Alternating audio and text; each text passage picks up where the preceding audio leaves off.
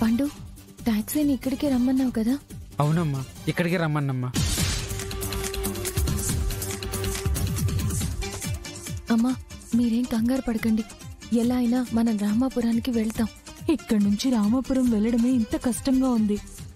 ఇంకా నా కూతుర్ని ఎలా కాపాడుకోవాలి? అసలు ఆ వీర్రాజు అమ్మిరాజుల్ని ఎలా వదిలించుకోవాలి? అవునమ్మా, మనం అంత దూరం వెళ్ళాలనుకున్నాం కానీ మన దగ్గర ఏ ప్లానింగ్స్ లేవు కదా. మనం వెళ్లేలోపు నా కూతుర్ని ఏం చేస్తారో ఏంటో భయంగా ఉంది.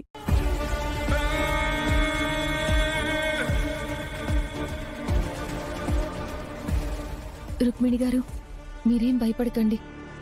మనం ఎలా అయినా అమ్మిరాజుని ఆపచ్చు. అమ్మరాజున ఆడినెలా గోపుతాము?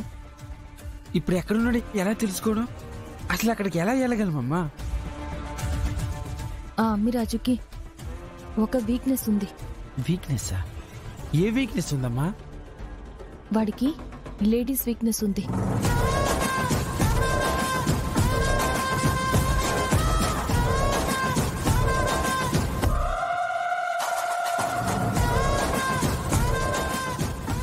పండు, నువ్వు అమ్మిరాజుకి ఫోన్ చేయి.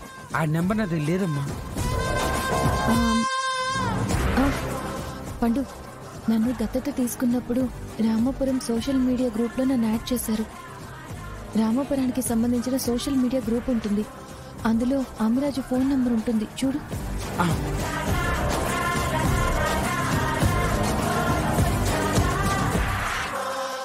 అమ్మా, దొరికిందమ్మా అమ్మిరాజు ఫోన్ నెంబరు. ఆ నెంబర్కి ఫోన్ చేయి పండు. ఆడికి ఎందుకమ్మా ఫోన్ చేయడం? వాడికి లేడీస్ వీక్నెస్ ఉంది కదా.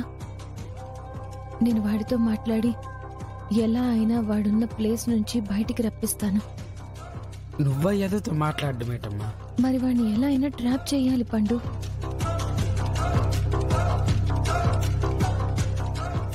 నువ్వా ఏదోతో మాట్లాడడం నాకు ఇష్టం లేదమ్మా. మరి ఎలా పండు? అమ్మా, కావాలంటే నేను ఆడితో మాట్లాడుతానమ్మా.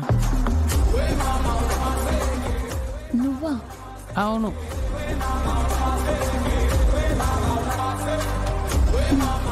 సరే పండు.